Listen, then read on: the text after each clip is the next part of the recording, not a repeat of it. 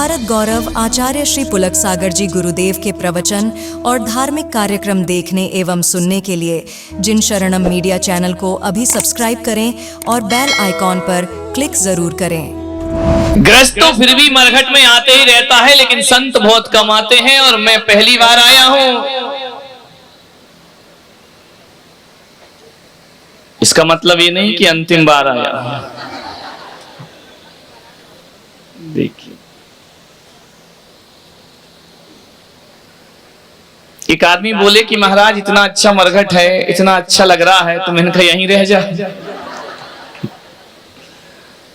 विचार करना है आपको, सोचना है कि जिंदगी को समझने का प्रयास करना है। अरे कभी हमदम तो कभी मुझसे खपा लगती है, और कभी अपनी तो कभी मुझसे जुदा लगती है, और सांस लेता हूं तो जख्मों को हवा लगती है। अब जिंदगी तू ही बता, तू मेरी क्या लगती है। कैसे इस जिंदगी को प्रेम करें, कैसे इस जिंदगी को प्रेम किया जाए। ये जिंदगी हर दिन हमारा एक दिन कम कर दिया करती है। मंजिल तो यही थी, आते आते जिंदगी निकल जाती है।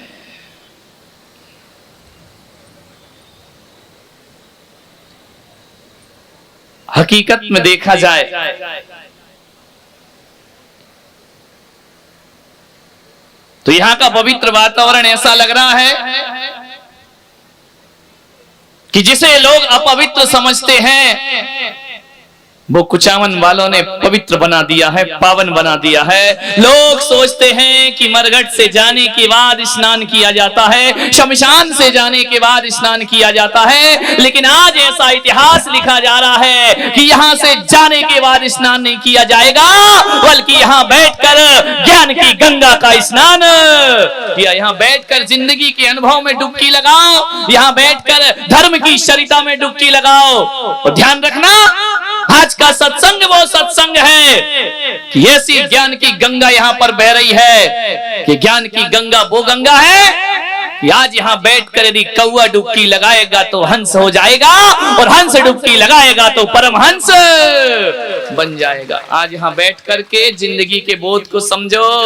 किन किराए के मकानों में रहते हो, आदमी का असली मकान तो यहीं पर बना हुआ है, आदमी का असली हकीकत निवास तो यहीं हुआ करता है। लोग कहते हैं कि हम शमशान में आए हैं, लोग कहते हैं कि हम मरघट में आए हैं, और मैं कहता हूं कि मरघट में नहीं आए। हकीकत में देखा जाए तो पहली बार हम अपनी बस्ती में आए हैं। यहाँ आकर ध्यान रखिए, एक आदमी मेरे पास आया, उसने नया नया मकान बनाया।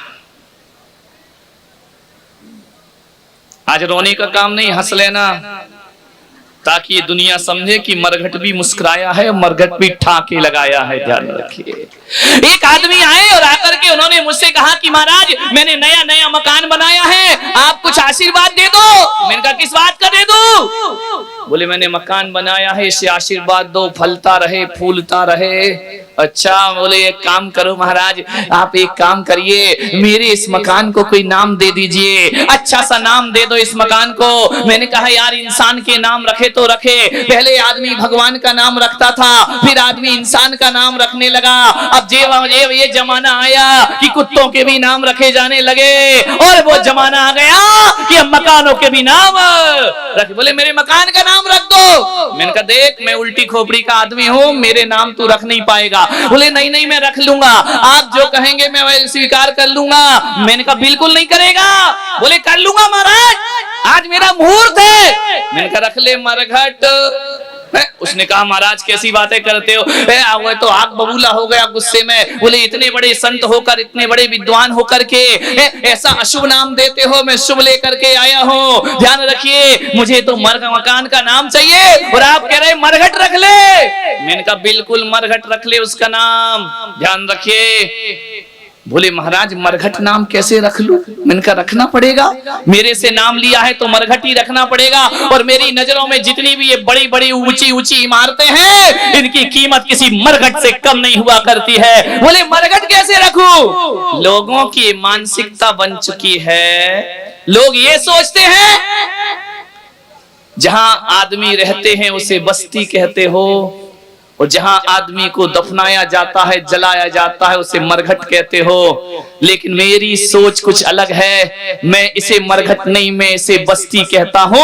और जहां तुम रहते हो वो मरघट कहलाया करता है। बोले मरघट नाम कैसे होगा? मैंने कहा ये बताओ, एक भी आदमी ऐसा कोई है जो शमशान में जाके मरा हो? विचार करिए, आज इतने आए हैं, एक भी नहीं जाएगा। ध्यान रखना, पहले अर्थी लेकर आते हो, एक ना एक तो कम हो ही जाता है, लेकिन आज जितने आए हो उतने ही मेरे साथ वापिस चलो। ध्यान रखना, लोग कहते हैं वो बस्ती है, ये मरघट है, मैं कहता हूं वो मरघट है, ये बस्ती है। बोले मतलब क्या है? इनका मतलब इतना ही है। बोलो आदमी के प्राण कहाँ घटते हैं? मरघट किसे कहा जाता है? आदमी जब भी मरता है तो घर में ही मरता है, अपने घर में जिसके प्राण निकलते हैं। अरे जहां प्राण जाए घट, वो कहलाता है मरघट। और जहां आकर आदमी हमेशा को बस जाता है, उसे मेरी नजरों में बस्ती कहा। ध्यान रखना, यहीं बसोगे आकर के। अरे वो किराए के मकान खाली करा लिए जाएंगे, एक ऐसा मकान है जो कभी खाली नहीं कराया जाएगा। एक बार आ जाओगे तो दोबारा जाने का अवसर प्राप्त। ये बस्ती है, जहां लोग बसते हैं उसे बस्ती कहते हैं, और जहां प्राण घटते हैं उन्हें मरघट कहा जाता है। ध्यान रखिए, ये मत बोलना कि मरघट में आए हैं, ये बोलो मरघट से आए हैं और अपनी बस्ती देखने आए हैं। ध्यान रखिए, महिलाओं को ये सौभाग्य नहीं मिलता जीते जी, आज मिला है। मैंने देखा कि इस देश में महिलाएं इतना श्रृंगार क्यों करती हैं? पैर से लेकर सिर तक श्रृंगार ही श्रृंगार, सारे श्रृंगार महिलाओं के लिए हैं, आदमी के लिए कोई श्रृंगार ही नहीं है। ले दे के रामलाल एक चेन पहन लेगा, अंगूठी पहन लेगा, सज गए, बोले हो गए तैयार। महिलाओं को तो सिर के बाल से लेके पैर के नाखून तक श्रृंगार है। आखिर मैंने सोचा इस देश में महिलाओं को इतना श्रृंगार क्यों करती हैं, इतना मेकअप क्यों किया जाता है? उसका एक ही कारण जहां तक मुझे समझ में आया, आदमी इसलिए नहीं करता है क्योंकि आदमी जलाने के लिए मुर्दों को शमशान में जाता है, और जलते हुए मुर्दे को देखकर जिंदगी समझ में आती है, और महिलाएं शमशान में नहीं जाती हैं, इसलिए भौतिकता को ही जीवन समझकर ये महिलाएं आने लगे ना तो तुम्हारे 80% खर्चे खत्म हो जाएंगे। इन्हें लगेगा कि यार क्या रखा है जिंदगी में, सज लो सवर लो कुछ भी कर लो, माटी का पुतला माटी में मिल जाएगा। ध्यान रखिए, ये मरघट में शमशान में नहीं आती हैं, यही वजह है कि इन्हें संसार समझ नहीं आता है। मान्यवर ध्यान रखिए, कल यहाँ के आयोजक समिति के लोग मेरे पास पहुंचे, बोले आप क्या कहना चाहते हैं महाराज? हमने बड़ा सुंदर खूबसूरत शमशान घाट बनाया, मुक्ति धाम जिसका नाम रखा है। तुमने मुक्ति धाम रखा है और मैं मुक्ति पथ का पथिक हूं। ध्यान रखिए, मैं मुक्ति की साधना कर रहा हूं। अंतर इतना है कि तुम एक जन्म की मुक्ति देते हो और मैं जन्म जन्म की मुक्ति की बात करता हूं।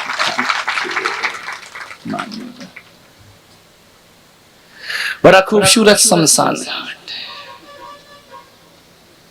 मैंने अपनी जिंदगी में इतना सुंदर देखा नहीं। अब देखा क्या, पहली बार आया हूं, बार बार तो मैं जाता नहीं। हालांकि देखा जाए तो इतिहास को उठा करके देखो तो साधु संत अपना ध्यान सामायिक यदि करते हैं तो महलों से निकलकर शमशान में जाकर करते हैं। वहां जिंदगी का बोध हुआ करता है, मृत्यु का बोध हुआ करता है, जीवन के सत्य का दर्शन हुआ करता है, जीवन की सच्चाई से मुलाकात हुआ करती है। मैं तो ये निवेदन करता हूँ, इतना खूबसूरत ये शमशान घाट, ये मुक्ति धाम जो यहाँ कुचामन में बना है, मैं ये कहता हूँ ऐसा ही सुंदर हर शहर में बनना चाहिए। कारण और शहर में ही नहीं बनना चाहिए। मैं एक निवेदन और देश के लोगों से करूंगा कि अक्सर शमशान घाट मुक्ति धाम शहर के बाहर बनते हैं। मैं चाहता हूं शमशान घाट और मुक्ति धाम शहर के व्यस्ततम चौराहों में बनाना चाहिए। ऐसी जगह बनाना चाहिए जहां से हजारों लोग निकला करते हैं, हजारों जिंदगियां जहां से निकला करती है। अरे ऐसे व्यस्त चौराहे पर शमशान घाट बनाए जाना चाहिए। ऐसी जगह शमशानों का निर्माण होना चाहिए। ये जो दुनिया भाग रही है, भागम भाग मची है, है, ये लक्ष्य विहीन दौड़। हर आदमी भाग रहा है। मैंने दिल्ली के चांदनी चौक में देखा, भागते जा रहा, भागते जा रहा, भागते जा रहा, उसके पीछे दूसरा भाग रहा, उसके पीछे तीसरा भाग रहा। मैंने पहले से पूछा, ओ भाई कहां भाग रहे हो? बोले मुझे नहीं मालूम, वो आगे वाला भाग रहा, मैं उसके पीछे भाग रहा हूं। मैंने तीसरे से पूछा, तू कहां भाग रहा? अरे बोले वो भाग रहा इसलिए मैं भाग रहा हूं। सारी दुनिया को नहीं मालूम कि भाग दौड़ किस लिए है। एक को देखकर दूसरी दुनिया भाग रही है। बड़े बड़े ट्रैफिक पुलिस का इंतजाम किया जाता है, चौराहा चौराहा पर ट्रैफिक पुलिस लगी हुई है। मैं कहता हूं ट्रैफिक पुलिस हटाओ और चौराहों पर शमशान घाट बनाओ। देखना भागती हुई दुनिया को थमने में फिर ज्यादा देर ना लगेगी। यदि जलती हुई चिता देख ली तो भागम भाग से मुक्ति अपने आप थम जाएगी ये दुनिया।